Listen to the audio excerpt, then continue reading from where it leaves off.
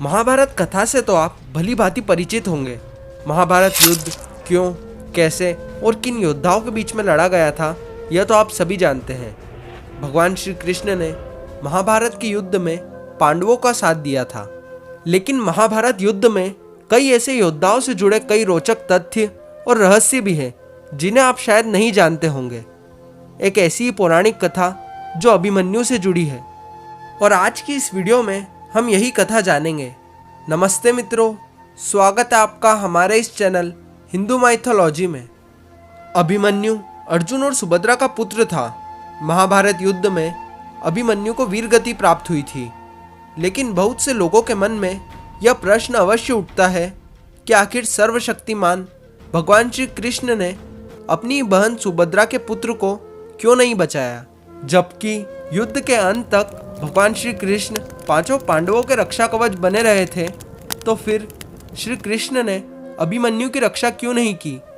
अगर वे चाहते तो अपने सुदर्शन चक्र को भेजकर अभिमन्यु को चक्रव्यूह से बाहर निकाल देते और अभिमन्यु का वध नहीं होता, परंतु श्री कृष्ण ने ऐसा नहीं किया।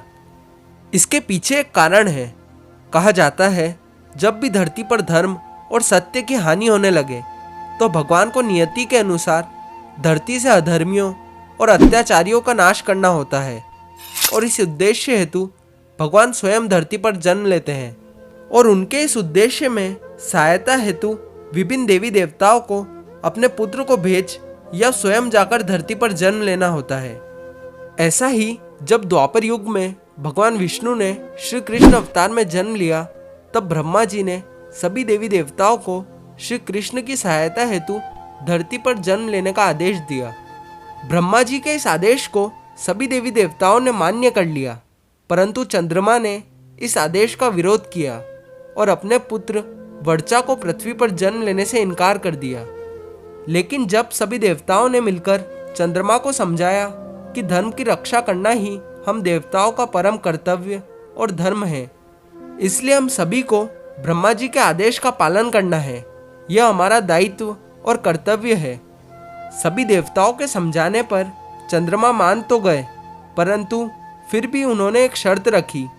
यदि मेरा पुत्र धरती पर जन्म लेगा तो वह ज्यादा दिनों तक धरती पर नहीं रुकेगा, और महाभारत युद्ध में अपना कार्य समाप्त होते ही वह मेरे पास लौट आएगा।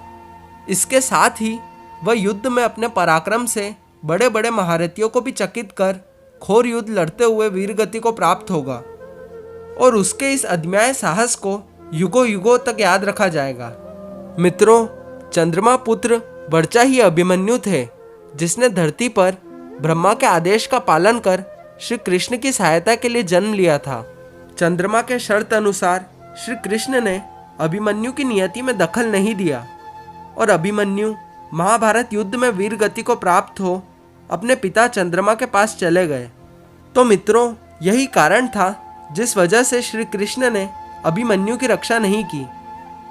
आपको ये कथा कैसी लगी कमेंट सेक्शन में ज़रूर बताएं, और अगर ये वीडियो पसंद आई हो तो इसे लाइक करें और हमारे चैनल को सब्सक्राइब करें। मिलते हैं अगली वीडियो में।